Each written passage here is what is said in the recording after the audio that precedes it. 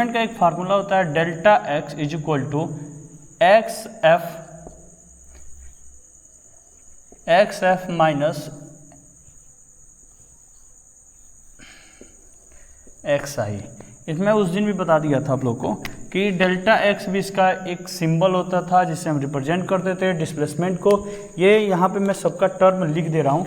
Delta x में उस दिन डेल्टा का यूज बताया था, उसमें बताया था चेंज होता है, डेल्टा का मतलब होता है चेंज, और ये होता था फाइनल, और ये होता था इनिशियल। तो ये जो चीज़ें भूल गई थी उस दिन मैं मतलब लास्ट में बताने वाला था, लेकिन क्लास ओवर हो गया, तो इसीलिए ये बता दिया कि इसका एक फार्मूला होता है delta X equal to X F minus X I होती है, इसको कहते हैं फाइनल में से इनिशियल में बताया था कि घटा देने से क्या निकल जाती है, यहाँ पे डिस्प्लेसमेंट निकल जाती है। तो ये क्लियर हो गया। अब आज यहाँ से स्टार्ट हम करने वाले हैं नॉन यूनिफॉर्म मोशन को।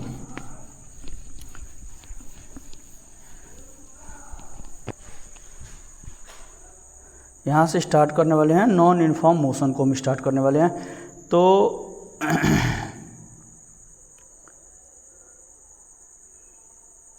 यूनिफॉर्म मोशन तक हो गया था, आज यहाँ से हम स्टार्ट करेंगे नॉन यूनिफॉर्म मोशन।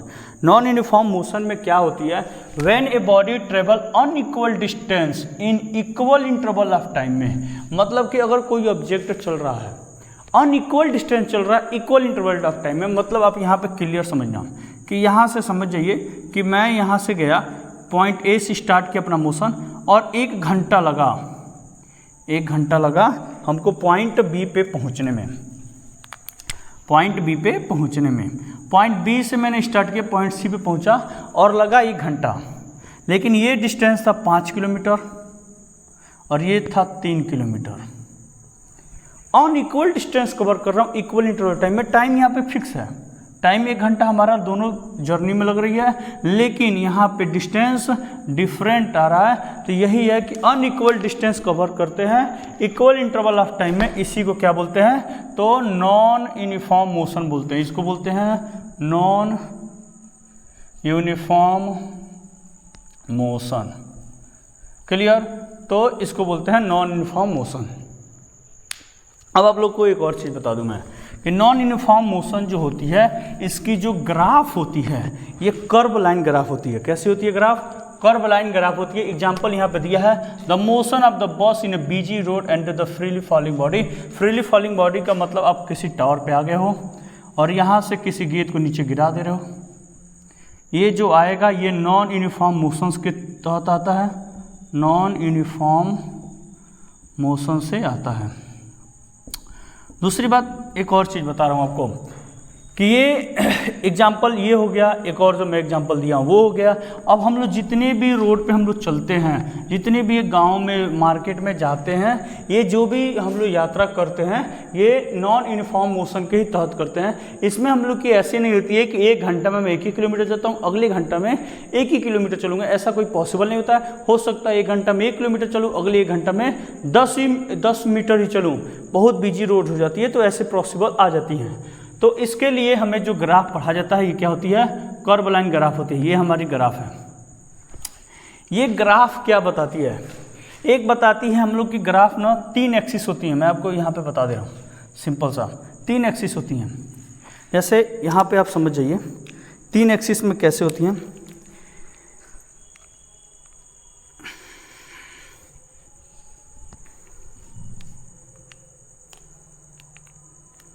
ऐसे 3 एक्सिस होती है। एक एक्सिस ये जो आपको दिखाई दे रहा है, एक एक्सिस ऐसी होती है जो इसको कहते हैं वाई एक्सिस। इसको क्या बोलते हैं, वाई एक्सिस। इस वाले एक्सिस को बोलते हैं एक्स एक्सिस, और एक होती है ऐसे जिसका नाम होता है जेड एक्सिस। ऐसे हम लोग के पास 3 एक्सिस होती हैं। मैं बोर्ड के ये परपेंडिकुलर होती हैं, बोर्ड से तीनों आपस में एक दूसरे से परपेंडिकुलर होती हैं, तो बोर्ड पे बना नहीं सकता हूँ। तो इसीलिए एक एक्सिस जो होती है ये इसी पे होती है, यहाँ पे जो परपेंडिकुलर बोर्ड से निकली रहती है, इसको कहते हैं जेड एक्सिस। क्या बोलते हैं, जेड एक्सिस बोलते हैं। इसको बोलते हैं एक्स एक्सिस और इसको बोलते हैं वाई एक्सिस। तो ये जेड एक्सिस, ये वाई एक्सिस, एक्स एक्सिस और जेड एक्सिस होती है, 3 एक्सिस होती हैं। तो जो यहाँ पे हम लोग बनाते हैं ग्राफ, इस ग्राफ में जो टाइम होती है ये एक्स एक्सिस पे होता है, और जो ये डिस्टेंस होता है ये होता है वाई एक्सिस पे होता है। तो ये हम लोग के 2 एक्सिस लेके हम ग्राफ बनाते हैं। इसमें जो ग्राफ बनती है ये कर्व लाइन बनती है। कैसे बनती है?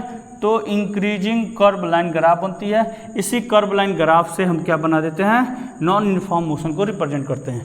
और एक और होती है, यही टाइम और डिस्टेंस की ग्राफ होती है, और ये डिक्रीजिंग होती है, मतलब घटती है ये, इसीलिए इसका नाम होता है डिक्रीजिंग कर्व लाइन ग्राफ नाम होता है। दोनों का एक ही होता है, या इसको कंटिन्यूअस डिक्रीजिंग स्लोप भी कहते हैं। हाँ, स्लोप में बता दूं आपको कि जो ग्राफ होती है ना, ग्राफ मतलब ये एक्सिस, इसके बीच से जो ये निकला रहता है ना, इसी का नाम होता है स्लोप।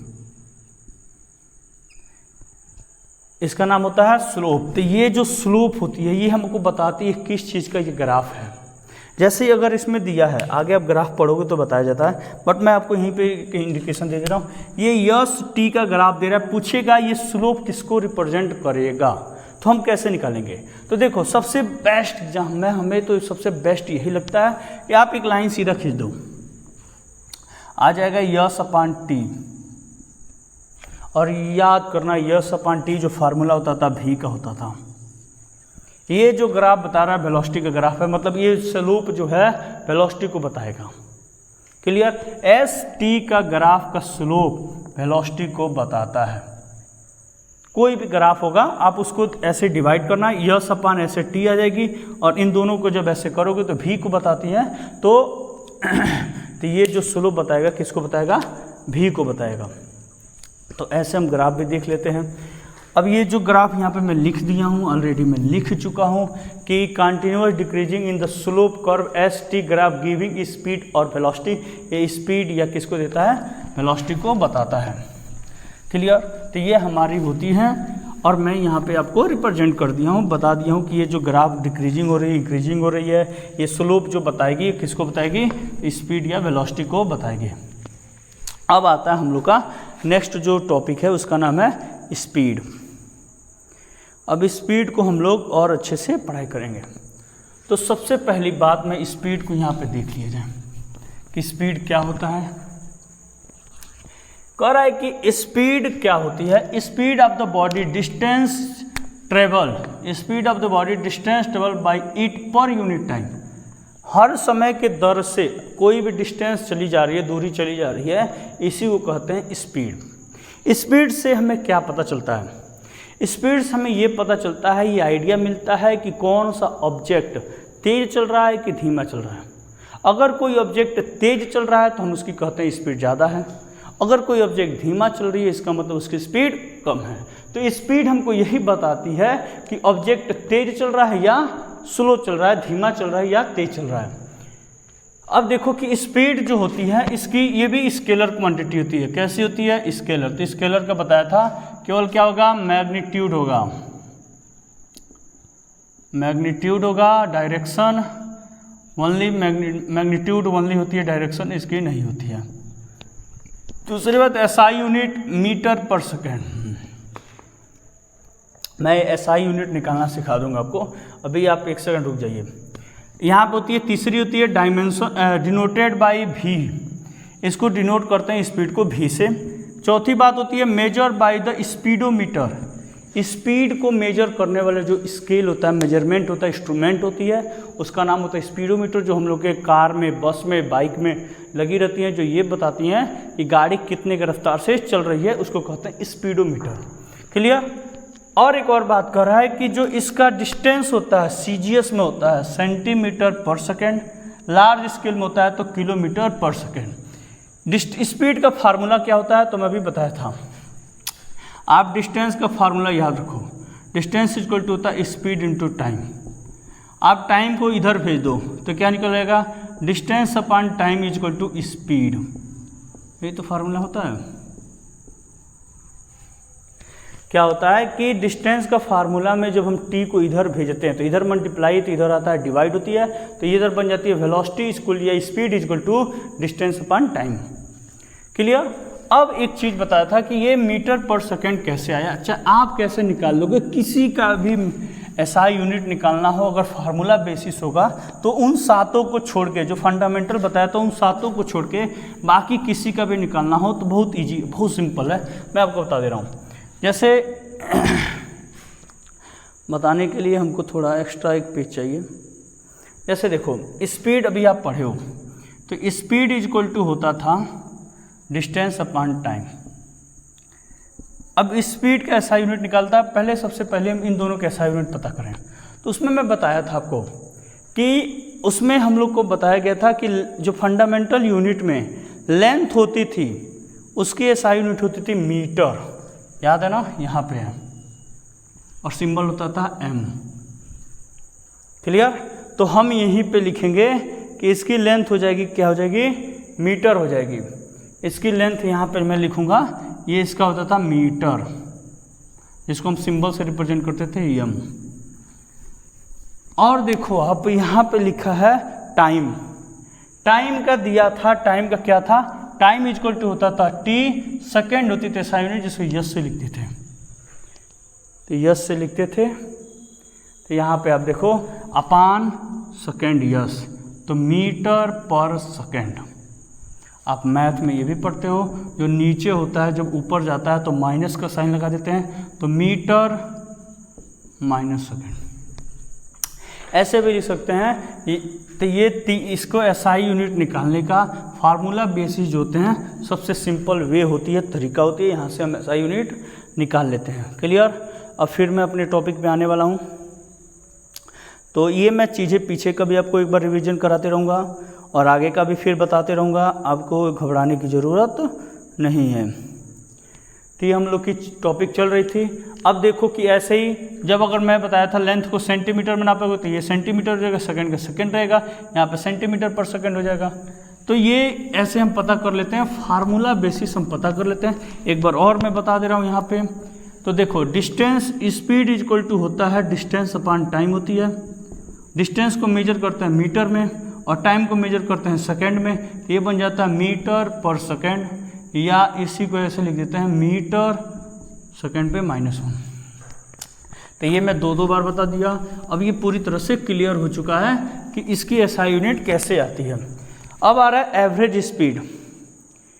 एवरेज स्पीड क्या होती है कि जब, एक बार और बता दूं कि जब लेंथ छोटी होती है तो सेंटीमीटर पर सेकंड में मेजर करते हैं, जब लेंथ बड़ी होती है तो किलोमीटर पर आवर में मेजर करते हैं। अब एवरेज स्पीड आती है। एवरेज स्पीड में क्या होती है कि the average speed of the body, the average speed of the body is total distance travelled divided by total time taken. मतलब एवरेज स्पीड वो स्पीड होती है जिसमें आप कितना दूरी चल दिए हो, उसको कितना समय लगा डिवाइड कर दीजिए पूरा टोटल, और दोनों को डिवाइड कर दोगे तो क्या बन जाता है एवरेज स्पीड। में तो बहुत सिंपल होता है, इसमें बस फार्मूला बेसिस आती हैं। तो क्या होता है कि एवरेज को रिप्रेजेंट करने के लिए हम लोग डबल एरो के बीच में इसको मेंशन करते हैं, और ये होता है total distance travel upon total time taken, इसी को कहते हैं एवरेज स्पीड कहते हैं। तो ये एवरेज स्पीड हो गया। अब आ रहा है कि यूनिफॉर्म स्पीड और कांस्टेंट स्पीड। पहली बात, यूनिफॉर्म का मतलब ही होता है फिक्स कांस्टेंट, एक दर से चलना। कांस्टेंट का मतलब ही होता है कि वो चेंज नॉन वेरिएबल हो, एकदम उसी पे फिक्स है, अब चेंज नहीं होने वाला है। अब इसमें पढ़ा जाए, the body has uniform speed. अभी वो यूनिफॉर्म आपने पढ़ा है ना, यूनिफॉर्म मोशन, उसी से है। The body has uniform speed, it travel equal distance. अभी उसमें पढ़े थे the body have uniform motion, it travel equal distance in equal interval of time में, वैसे ये भी है it travel equal distance in equal interval of time no matter how is interval may be. मतलब ये कोई मैटर नहीं करता है कि वो समय छोटा था, बड़ा था, ज़्यादा लिया था, कम लिया था, कोई इसका मतलब नहीं है। इसको चलना है इक्वल डिस्टेंस और इक्वल इंटरवल ऑफ टाइम में। जैसे आप यहाँ पे समझो कि अगर ऑब्जेक्ट है, यहाँ से गया 1 आवर का टाइम लिया, ए से बी पे गया और 5 किलोमीटर का ये रास्ता था, फिर बी से गया सी पे, 5 किलोमीटर का रास्ता था और 1 घंटा का ही समय लिया। ये जो मोशन आ रही है, ये जो मोशन आ रही है इसी का नाम है यूनिफॉर्म स्पीड से चल रही है ऑब्जेक्ट या कांस्टेंट स्पीड से चल रही है।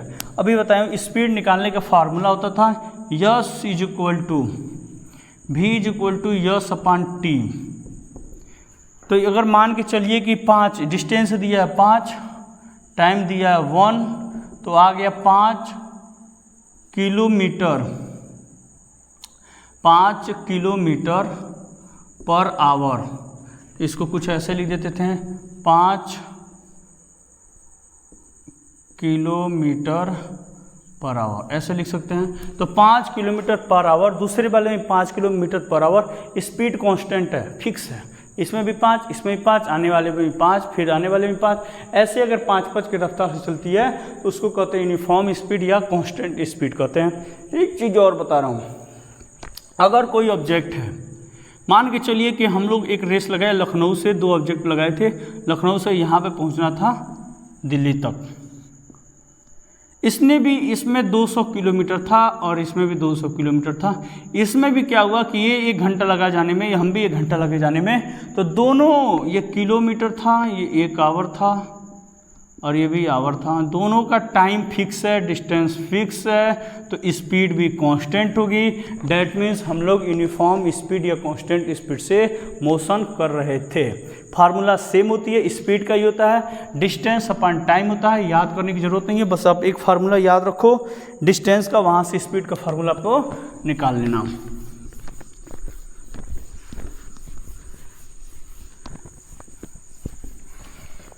नेक्स्ट आने वाला है वेलोसिटी। तो वेलोसिटी में बता दे रहा हूँ कि velocity of the body is displacement लेता है, मतलब डिस्प्लेसमेंट में बता चुका हूँ, डिस्टेंस जो डायरेक्शन में आते थे उसी को डिस्प्लेसमेंट कहते थे, या शॉर्टेस्ट लेंथ होनी चाहिए। डिस्प्लेसमेंट रहता है travel by it per unit time, मतलब ये डिस्प्लेसमेंट अपॉन टाइम लेता है। तो यहाँ पर लिखा है velocity is equal to displacement or distance in a given direction, किसी डायरेक्शन में डिस्प्लेसमेंट ले ले या डिस्टेंस को किसी डायरेक्शन में दे दे, अपॉन टाइम से डिवाइड कर देंगे तो क्या निकल के आ जाएगा, वेलोसिटी। अब वेलोसिटी के बारे में भी देख लें। वेलोसिटी भी केवल ऑब्जेक्ट को ये बताता है कि ऑब्जेक्ट तेज चल रही है, धीमा चल रही है, लेकिन किस डायरेक्शन में चल रही है ये बताता है, क्योंकि ये वेक्टर क्वांटिटी है और वेक्टर क्वांटिटी हमको डायरेक्शन बताते हैं, स्केलर क्वांटिटी डायरेक्शन नहीं बताते हैं। ये वेक्टर क्वांटिटी तो ये बताता है कि ऑब्जेक्ट स्लो चल रही है कि फास्ट चल रही है और किस डायरेक्शन में चल रही है, इसको कौन बताता है, तो वेलोसिटी बताती है। और वेलोसिटी का भी फिर यहाँ पे पढ़ लें। तो वेलोसिटी का यहाँ पे दे रहा है, पहला पॉइंट ये कर रहा है, it is a vector quantity, मतलब वेक्टर होगा तो इसमें साथ मैग्नीट्यूड एंड डायरेक्शन दोनों होंगे, मैग्नीट्यूड एंड डायरेक्शन दोनों होंगे। इसका भी सेम मीटर पर सेकेंड होती है, निकालने का वही तरीका था कि डिस्टेंस को मेजर करते हैं। यहाँ पे फिर से मैं बता दे रहा हूँ कि वेलोसिटी इज इक्वल टू हो गया कि डिस्प्लेसमेंट अपॉन टाइम, डिस्प्लेसमेंट को मेजर करते हैं मीटर से, टाइम को मेजर करते हैं सेकेंड से, तो मीटर पर सेकेंड। फिर से बता दिया मैं, तो ये मीटर पर सेकेंड होती हैं। अब यहाँ पे दे रहा है it is denoted by V, कभी हायर क्लास में आप जाओगे तो वी के ऊपर एरो बना देता है, जिससे ये पता चलती है कि वेक्टर क्वांटिटी है। और direction of the velocity is same, ये इंपॉर्टेंट पॉइंट है, फोर्थ वाला जो पॉइंट है वेरी इंपॉर्टेंट पॉइंट है, बहुत इंपॉर्टेंट पॉइंट है फोर्थ वाला। ये बताता है कि जो डायरेक्शन होती है, डिस्प्लेसमेंट का जो डायरेक्शन होता है, सॉरी जो वेलोसिटी की डायरेक्शन होती है, ये डिस्प्लेसमेंट के डायरेक्शन के ही जैसे होती है। मतलब डायरेक्शन अगर डिस्प्लेसमेंट का इधर है, फॉरवर्ड डायरेक्शन में है, तो वेलोसिटी की भी डायरेक्शन फॉरवर्ड ही होगी।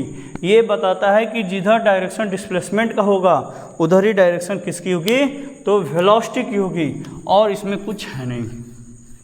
बस फार्मूला याद रखना कि उसमें होता था डिस्टेंस अपॉन टाइम होती थी, इसमें होता था डिस्प्लेसमेंट अपॉन टाइम होती है, बस यही होती है। और या डिस्टेंस होती कोई डायरेक्शन में होता है तब उसको लेते हैं। अब एवरेज वेलोसिटी के बारे में पढ़ लें। एवरेज को रिप्रेजेंट करने के लिए मैं पहले ही बता चुका हूँ कि एक ऐसे एरो बनाते हैं और एक एरो ऐसे बनाते हैं, इसमें ए भी लिख देते हैं, एवरेज बन जाती है। तो यहाँ पे मैं देखो कि एवरेज उसमें भी वही होता था, टोटल डिस्टेंस था, स्पीड में क्या था, टोटल डिस्टेंस था, इसमें होगा टोटल डिस्प्लेसमेंट होगा। तो यहाँ पे तो average velocity of the body, average velocity of the body, average velocity of the body is the total displacement travel by body total time taken divided by total time taken. मतलब ये total displacement चला है उसको total time taken से divide कर दें तो क्या निकल के आ जाएगा, एवरेज वेलोसिटी निकल के आ जाएगा, यहाँ पे बन के आ जाएगा एवरेज वेलोसिटी। अब यहाँ पे ये बस यही नॉर्मल सा फार्मूला होता है, बस याद रखना कि वेलोसिटी पूछे तो डिस्प्लेसमेंट से हम निकालेंगे, स्पीड पूछेगा तो डिस्टेंस से मेजर करेंगे। तो ये आप जरूर याद रखना। एक चीज़ और मैं आपको यहाँ पे सिंपल बता दूँ कि ये दो जो फार्मूले साइड में लिखे हैं ये इम्पॉर्टेंट है, बहुत बार पूछ लेता है। ये एवरेज वेलोसिटी का एक फार्मूला होता है जो क्या लिखता है, इनिशियल वेलोसिटी और प्लस फाइनल वेलोसिटी अपॉन 2। ये जो होता है ये भी इम्पॉर्टेंट होता है। इसको शॉर्ट में ये लिखते हैं कि average velocity is equal to, initial को u से रिप्रेजेंट करते हैं, फाइनल को v से करते हैं, अपॉन 2 से ऐसे बना देते हैं। तो इसकी फार्मूला होती है कि average velocity is equal to the initial velocity plus final velocity upon 2। Short में ये लिखते हैं कि जब डिनोट करते हैं तो u प्लस v अपॉन 2 लिख देते हैं। बस इतना ही इम्पोर्टेंट था। और एवरेज स्पीड में, एवरेज वेलोसिटी में ज़्यादा कुछ नहीं रहता है, बस फार्मूला हमको याद होना चाहिए। वही हम डिस्टेंस का अगर डिस्प्लेसमेंट का फार्मूला याद है, स्पीड का फार्मूला याद है तो हम यहीं से वेलोसिटी का फार्मूला निकाल लेंगे। बस स्पीड में क्या देती है, डिस्टेंस अपन टाइम देती है, और वेलोसिटी में क्या देता है, डिस्प्लेसमेंट अपन टाइम देता है। एवरेज स्पीड में क्या देती थी कि total distance upon total time taken, और एवरेज वेलोसिटी में क्या देगी, total displacement upon total time taken. बस एक एडिशनल न्यू फार्मूला आ जाती है, initial velocity plus final velocity upon 2 होती है, और u प्लस v अपन 2। इसी को मैंने रिप्रेजेंटेशन में लिख दिया। अब आता है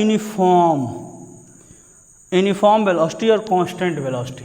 यूनिफॉर्म वेलोसिटी और कांस्टेंट वेलोसिटी का मतलब वेलोसिटी क्या होगा, फिक्स होगा। अभी मैं पहले बता चुका हूँ, यूनिफॉर्म बोल रहा है कि मतलब वेलोसिटी कांस्टेंट होगा, और क्या कांस्टेंट वेलोसिटी मतलब वेलोसिटी फिक्स होगी। इसमें लिख रहा है कि a body has uniform velocity travel with the specified direction, मतलब कोई स्पेसिफिक डायरेक्शन में चलना चाहिए, क्योंकि वेलोसिटी है, वेलोसिटी में डायरेक्शन होती है, और इन द स्ट्रेट लाइन सीधा चलना चाहिए, and move equal distance, equal distance cover कर रहा है equal interval of time. Uniform का मतलब ही हो गया, यूनिफॉर्म का मतलब ही हो जाता है, यूनिफॉर्म का मतलब ही होता है कि इक्वल डिस्टेंस कवर करे,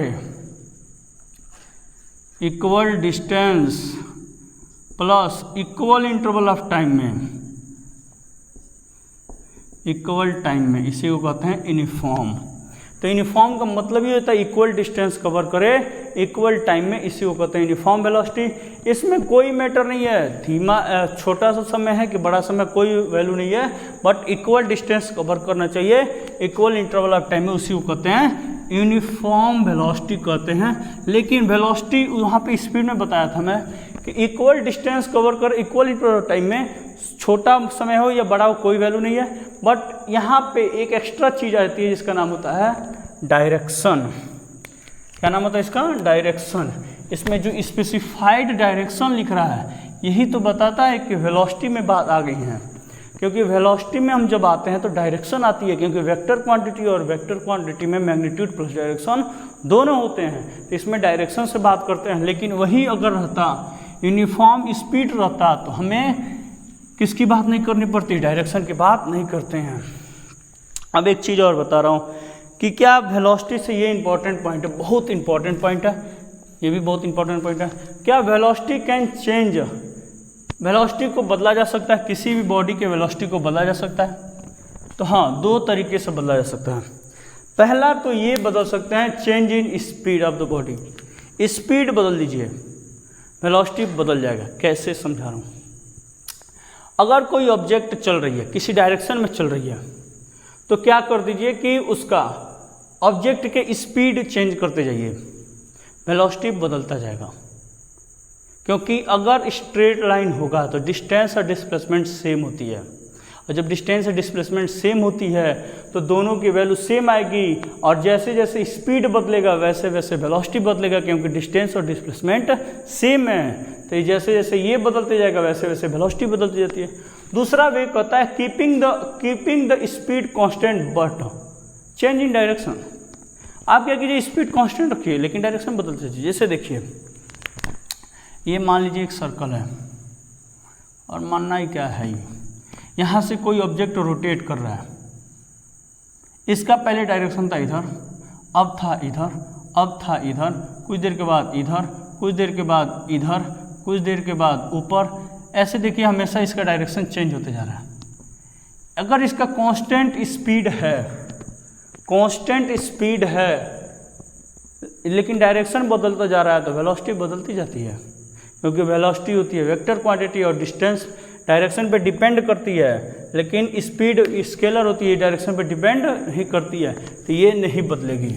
लेकिन कौन बदलता जाएगा, तो वेलोसिटी बदलती जाएगी। तो पहला केस ये होता है कि स्ट्रेट लाइन मोशन जब करेगा तो डिस्टेंस डिस्प्लेसमेंट सेम होती हैं। जब डिस्टेंस डिस्प्लेसमेंट सेम होती है, जितना वेलोसिटी आएगा उतना स्पीड आती है, और स्पीड बदलते जाएंगे तो वेलोसिटी भी बदलती जाती है, तो इसको बदल सकते हैं। दूसरी बात, अगर स्पीड को कांस्टेंट रखें, कोई कह दिया कि स्पीड आप वहीं पर रोक लीजिए, तब चेंज करके दिखाइए तो हम डायरेक्शन बदल देंगे। जैसे अभी सर्कुलर मोशन में अर्थ रोटेट करती है, अगर कांस्टेंट स्पीड से अर्थ रोटेट करती है, लेकिन वेलोसिटी क्या होती है, हमेशा चेंज होती रहती है, क्योंकि उसका डायरेक्शन हमेशा चेंज होता रहता है, इसीलिए। अब दोनों में वेलोसिटी और स्पीड में हम दोनों में डिफरेंस बताने वाला हूँ। तो पहली बार दोनों के डिफरेंस बताने वाला हूँ। तो इसमें आप आ जाइए, डिस्टेंस पहले हम बात करेंगे स्पीड की, उसके बाद बात करेंगे वेलोसिटी की। तो कह रहा speed of the body distance travel पर यूनिट टाइम, मतलब स्पीड एक किसी भी बॉडी को होता है, डिस्टेंस होती है, डिस्टेंस पर समय के दौर से चलते हैं, उसी को कहते हैं स्पीड कहते हैं। वेलोसिटी को होती है, velocity of the body is the displacement पर यूनिट टाइम होती है। तो मतलब वेलोसिटी इज इक्वल टू क्या हो जाएगा कि डिस्प्लेसमेंट अपॉन टाइम हो जाएगा। तो ये जो निकल के आती है, ये निकल के आती है वेलोसिटी। दूसरी बात कहती है स्केलर क्वांटिटी ये होती है, ये वेक्टर क्वांटिटी होती है। तीसरी बात कहती है इसका भी मीटर पर सेकंड होता है, निकालने का भी तरीका बता चुका हूँ, ये भी मीटर पर सेकंड होता है। चौथी बात होती है कि ये भी वी से डिनोट करते हैं, इसको भी वी से डिनोट करते हैं, लेकिन पहचानने के लिए कभी कभी एरो लगा देते हैं। अगर आप नहीं लगा रहे हो तो कोई बात नहीं है। पांचवी बात कर रहा है, हाँ ये इंपॉर्टेंट है, पांचवा पॉइंट कि स्पीड क्या हो सकता है, स्पीड पॉजिटिव हो सकता है। अगर डिस्टेंस से मेजर करें तो डिस्टेंस होता था पॉजिटिव, डिस्टेंस जीरो होगा ही नहीं और डिस्टेंस निगेटिव होगा ही नहीं। तो ये स्पीड पॉजिटिव हो सकता है, कैन नॉट बी जीरो या और निगेटिव, मतलब ये निगेटिव नहीं हो सकता है, क्योंकि जब यही निगेटिव नहीं होगा तो ये वैल्यू कभी निगेटिव नहीं होगा। जब ये वैल्यू जीरो नहीं होगा तो ये वैल्यू कभी जीरो नहीं होगा। तो ये डिपेंड करती है डिस्टेंस, किस पे डिपेंड करती है, तो डिस्टेंस पे। अगर इसमें चेंज होगा, डिस्टेंस में चेंज होगा तो इसमें चेंज होगा। तो ये कह रहा है कि अगर डिस्टेंस क्या हो जाए, जीरो हो जाए, तो ये जीरो हो जाएगा, लेकिन डिस्टेंस जीरो होती नहीं है, और ना डिस्टेंस कभी निगेटिव होती है। तो स्पीड क्या होती है, पॉजिटिव होती है, स्पीड कभी जीरो नहीं होती है, ना कभी निगेटिव होती है। लेकिन डिस्प्लेसमेंट में ऐसा नहीं था, डिस्प्लेसमेंट पॉजिटिव भी होता था, निगेटिव भी होता था, और क्या होता था, जीरो भी होता था। तो कह रहा है कि वेलोसिटी पॉजिटिव भी हो सकती है, निगेटिव भी हो सकती है, और जीरो भी हो सकती है। जो सर्कुलर था, सर्कुलर पाथ का हमेशा डिस्प्लेसमेंट जीरो आता था, तो जब जीरो आता तो वेलोसिटी भी जीरो आएगा।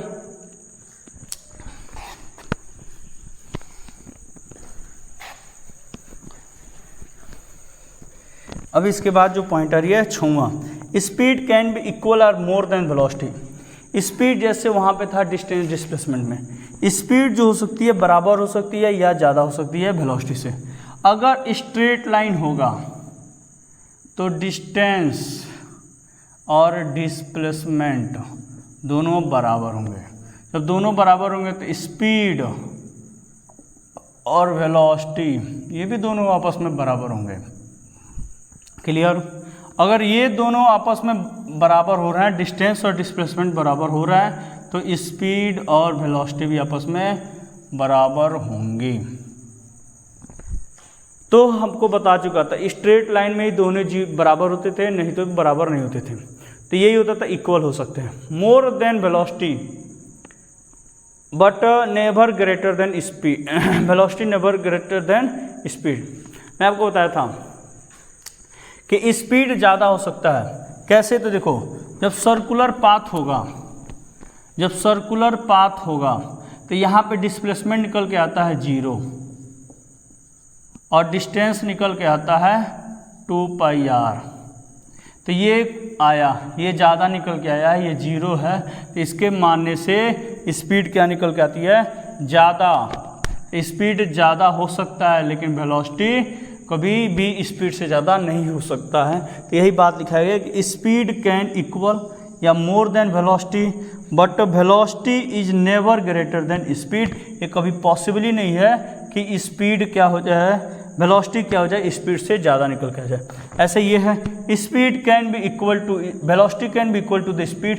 ये भी सेम बराबर हो सकती है, लेकिन लीनियर पाथ में ही बराबर होती है और बाकी पाथों में स्पीड को हम वेलोसिटी को हम कम कर सकते हैं। तो यहाँ तक था कि स्पीड क्या हो सकती है? बराबर हो सकती है या वेलोसिटी से ज़्यादा हो सकती है, लेकिन वेलोसिटी कभी भी स्पीड से ज़्यादा नहीं हो सकती है। एग्जाम्पल भी दे दिया और बता भी दिया, यहाँ पे साफ साफ लिखा है कि स्पीड कब बराबर हो सकती है? लीनियर पाथ होना चाहिए। और कब बड़ा हो सकती है? तो सर्कुलर पाथ में स्पीड बड़ा हो सकती है वेलोसिटी से। अब यहाँ पे आ जाते हैं नॉन यूनिफॉर्म मोशन के दो टाइप होते हैं। एक का नाम होता है एक्सेलरेटेड मोशन और इंक्रीज एक्सेलरेशन, और दूसरे का नाम होता है डी एक्सेलरेटेड और रिटार्डेशन डिक्रीज एक्सेलरेशन भी कहते हैं इसको। तो इन्हीं के बारे में आज हमको पढ़ाई करनी है कि एक्सेलरेशन और रिटार्डेशन क्या क्या होते हैं। एक्सेलरेशन क्या होता है और रिटार्डेशन क्या होता है। तो सबसे पहले हम पॉइंट उठाने वाले एक्सेलरेशन और एक्सेलरेटेड मोशन और इंक्रीजिंग एक्सेलरेशन। तीनों का मतलब एक ही होता है, एक्सेलरेशन ही होता है। एक्सेलरेशन कोई बोल दे, कभी कभी एक्सेलरेटेड मोशन लिख देता है और कभी कभी इंक्रीज एक्सेलरेशन भी लिख देता है, और कभी कभी तो ये भी हो जाती है पॉजिटिव एक्सेलरेशन लिखा जाता है। इन दोनों का मतलब, तीनों का मतलब, ये चारों का मतलब एक ही चीज़ होता है, एक्सेलरेशन। और कभी कभी ये भी नाम आ जाती है, इसका नाम होता है पॉजिटिव एक्सेलरेशन। इन सब का मतलब एक ही होता है। एक्सेलरेशन क्या होती है, अब इसी के बारे में देखना है। तो एक्सेलरेशन होती है, acceleration is the defined as the rate change of its velocity with time. समय के हिसाब से इसका रेट बदलता रहता है, दर बदलता रहता है, इसी को क्या कहते हैं? एक्सेलरेशन कहते हैं। यहाँ पे लिखा है ना, change in its velocity, change its velocity, ये इंपॉर्टेंट है। चेंज इट्स वेलोसिटी का मतलब क्या होता है? अभी भी मैं लिखवाया था, तो इसका फार्मूला हो जाता है acceleration is equal to, change का मतलब डेल्टा वी अपॉन टाइम, और डेल्टा वी का मतलब लिखवाया हूँ, अभी जस्ट लिखवाया हूँ कि डेल्टा का मतलब ही होता है फाइनल वेलोसिटी माइनस, यहाँ पे लिखा भी हूँ, डेल्टा का मतलब होता है यहाँ पे देखो कि चेंज, चेंज का मतलब फाइनल में से इनिशियल घटा देते हैं। तो यहाँ से फाइनल में से इनिशियल घटाते हैं, फाइनल वेलोसिटी को कहते हैं v और इनिशियल को कहते हैं u अपॉन t। ये बन के आ जाती है एक्सेलरेशन। तो इसमें क्या होता है? Change, rate of change, rate का मतलब होता है दर, rate of change of its velocity, मतलब कि समय के हिसाब से उसकी वेलोसिटी चेंज होती रहेगी, उसी को कहते हैं एक्सेलरेशन। और फार्मूला क्या होता है कि v minus U upon T. तो ये एक्सेलरेटेड मोशन का होता है। अभी इसके बारे में और भी डिस्कस करेंगे, थोड़ा मैं रफ कर लूँ। तो पहली बात ये होती है कि ये होती है वेक्टर क्वांटिटी, और बताने की ज़रूरत नहीं है। वेक्टर में फिर क्या होगा? मैग्नीट्यूड होगा और क्या होगा? डायरेक्शन होगा, और डायरेक्शन होगा। दूसरी बात कर रहा है SI यूनिट जो होता है मीटर पर सेकेंड स्क्वायर होता है। वैसे सेम निकाल दूंगा मैं। तो देखो, निकालने का तरीका मैं यहाँ पे बता दूंगा, चाहे अभी मैं नहीं बताऊंगा, बाद में बता रहा हूँ। इसको डिनोट करते हैं कैप स्मॉल ए से। किससे डिनोट करते हैं? स्मॉल ए से। प्लस में रहता है तो इसको प्लस लिखने की जरूरत नहीं है, बस ए लिख देते हैं। चौथी बात होती है direction of acceleration is the same the direction of velocity. अगर एक्सेलरेशन का डायरेक्शन इसमें हमको पता करना है तो पता क्या करना पड़ेगा? वेलोसिटी की डायरेक्शन कैसी है, और वेलोसिटी का डायरेक्शन पता करना है तो पता करता है डिस्प्लेसमेंट की डायरेक्शन किधर है, और डिस्प्लेसमेंट की डायरेक्शन बराबर होती है वेलोसिटी की डायरेक्शन की तरफ, और वेलोसिटी की डायरेक्शन बराबर होती है एक्सेलरेशन की डायरेक्शन की तरफ। उसके बाद कह रहा है कि फॉर स्मॉल डिस्टेंस के लिए हम वैल्यू मेजर करते हैं सेंटीमीटर पर सेकेंड स्क्वायर, और लार्ज के लिए किलोमीटर पर आवर का स्क्वायर। ये कैसे आता है मैं आपको यहाँ पे बता दे रहा हूँ, और इसका फार्मूला क्या होता है ये भी बता दे रहा हूँ, कैसे आता है ये भी बता दे रहा हूँ। बस आप सुनते रहिए, सब बता दूंगा मैं।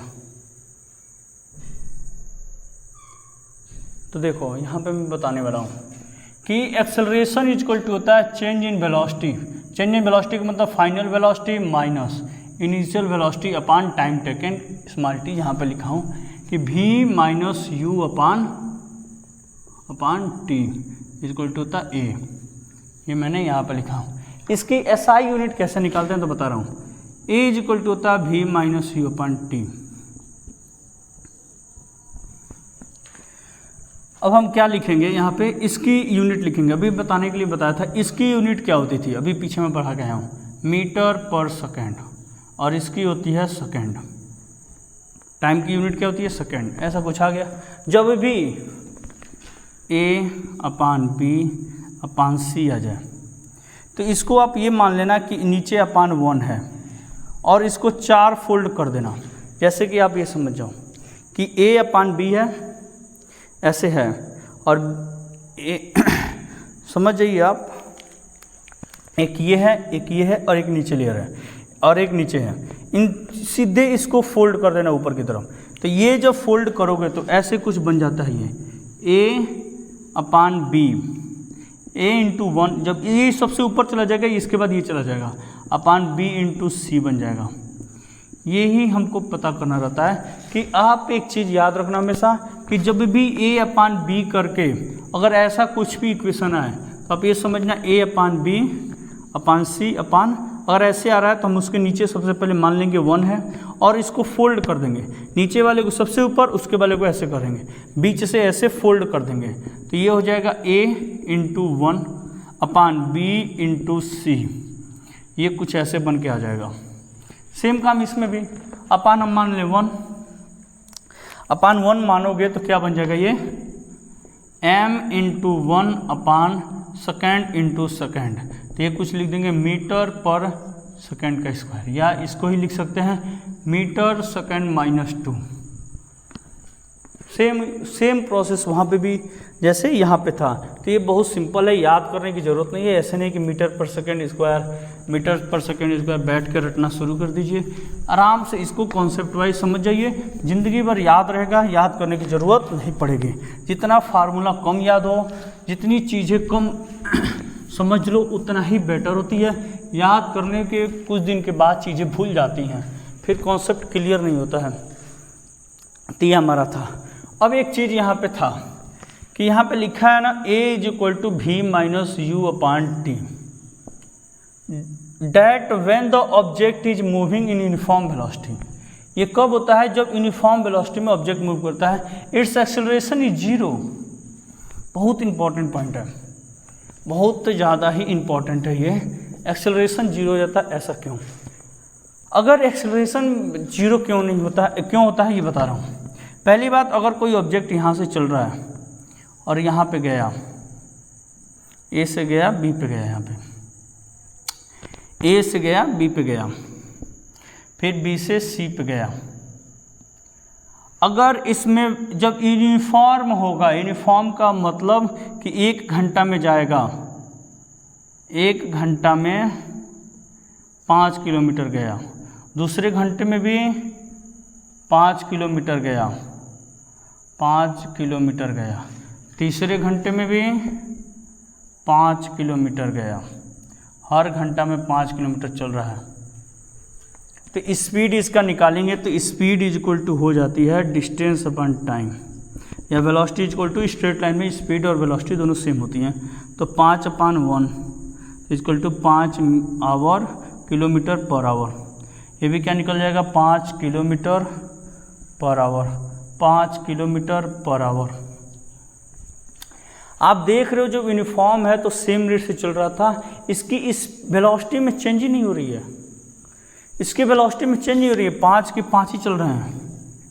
तो यहाँ पे जब हम लिखते हैं a is equal to V minus U upon T, ये 0 हो गया, ये क्या हो गया, ये टर्म हो गया 0, तो a इज इक्वल टू पूरा 0 हो जाती है। यही बात यहाँ पे लिखा हूँ कि एक्सेलरेशन वहाँ पे 0 हो जाता है। क्यों? क्योंकि उसके जो वेलोसिटी चेंज है v माइनस यू है, यही 0 हो जाता है। तो क्या हो जाता है, पूरा एक्सेलरेशन ही 0 हो जाता है। कह रहा है कि जब यूनिफॉर्म बात होती है, वेलोसिटी यूनिफॉर्म रेट से चेंज होती रहती है, तो एक्सेलरेशन 0 होता है। और दूसरी बात कह रहा है कि velocity of the body is not uniform, then acceleration motion होगा। अब velocity of the body non uniform होगा, ये केसी हम पढ़ा रहे हैं नॉन यूनिफॉर्म का, ये ऊपर में लिखा है यहाँ पे नॉन यूनिफॉर्म इन 2 टाइप्स, हम केसी पढ़ा रहे हैं नॉन यूनिफॉर्म का। अगर यूनिफॉर्म हो जाएगा तो क्या हो जाएगा 0, तो हम केसी पढ़ा रहे हैं नॉन यूनिफॉर्म का। अगर कह रहा है कि कैसे ही नॉन यूनिफॉर्म हो जाएगा तो कुछ होगा एक्सेलरेटेड मोशन, तो बता रहा हूँ कि देखो यहाँ से ए से मैं गया बी पे, और बी से गया यहाँ पे सी पे। ए से गया 5 किलोमीटर गया था, पहले में 1 घंटा लगा था, 1 घंटा लगा 5 किलोमीटर गया। फिर गया 4 किलोमीटर गया, अब मान के चलिए 1 ही घंटा लगा था। फिर मैं गया 2 किलोमीटर गया, 1 घंटा लगा था। यहाँ पे गया डी पे 2 किलोमीटर। अब स्पीड निकालिए, स्पीड इक्वल टू निकल जाएगा डिस्प्लेसमेंट अपॉन टाइम, या यहाँ पे दोनों पे सेम होगी क्योंकि स्ट्रेट लाइन है, तो 5/1 तो 5 किलोमीटर पर आवर। यहाँ पे निकल गया 4 किलोमीटर पर आवर, यहाँ पे 2 किलोमीटर पर आवर, 2 किलोमीटर पर आवर। अब एक चीज़ आप देखिए कि यहाँ पे क्या हो रहा है कि हमें एक चीज़ पता लग गई, पहले स्पीड ज़्यादा थी, फिर कम हुआ, फिर कम हुआ, मतलब स्पीड घट रही है, तो नॉन यूनिफॉर्म मोशन होगा। जब यहाँ पे इनिशियल में मेरा कितना था, u इज इक्वल टू 5 था, शुरू में मेरा कितना था 5 किलोमीटर पर आवर, फाइनल कितना हो गया v इज इक्वल टू हो गया 2 किलोमीटर पर आवर। अब स्पीड कुछ निकल के आएगा, निकल के कैसे आएगा, तो देखो, तो a इज इक्वल टू होता है, पहले हम टोटल टाइम जोड़ लेंगे, तो 1 घंटा 1 घंटा 1 घंटा 3 घंटा लगा था, तो v minus U upon T. हाँ, टाइम कैसे लेते हैं ये चीज़ मैं बता दे रहा हूँ कि जितना ना समय लगा इसको चेंज करने में, 5 को 2 बनाने में जितना समय लगा था वो इसका टाइम लेते हैं। तो जितना समय लगता है उस चेंज करने में, वेलोसिटी को चेंज करने में, वो उसका टाइम बन जाता है। तो v में v कितना था 2, u कितना है माइनस u कितना है तो 5, अपॉन टाइम कितना हो गया 3, तो -3/3 हो गया, तो ये कट जाएगा तो -1, मतलब एक्सेलरेशन आ जाएगा -1 किलोमीटर पर आवर का स्क्वायर, ये एक्सेलरेशन हो जाएगा। तो इसमें कुछ एक्सेलरेशन आएगा क्योंकि जब तक चेंज नहीं होगी तब तक एक्सेलरेशन नहीं आता है। तो चेंज इंपॉर्टेंट होता है, और चेंज कब होगी, जब नॉन यूनिफॉर्म मोशन चलेगी। जब यूनिफॉर्म मोशन होगा तो चेंज नहीं आती है, तो नॉन यूनिफॉर्म मोशन में ही चेंज आती है। इसीलिए चेंज जरूर होना चाहिए वेलोसिटी में, तभी एक्सेलरेशन आएगा, अगर चेंज नहीं होगी तो एक्सेलरेशन नहीं आएगा। क्लियर? तो यहाँ तक हम लोग का हो गया।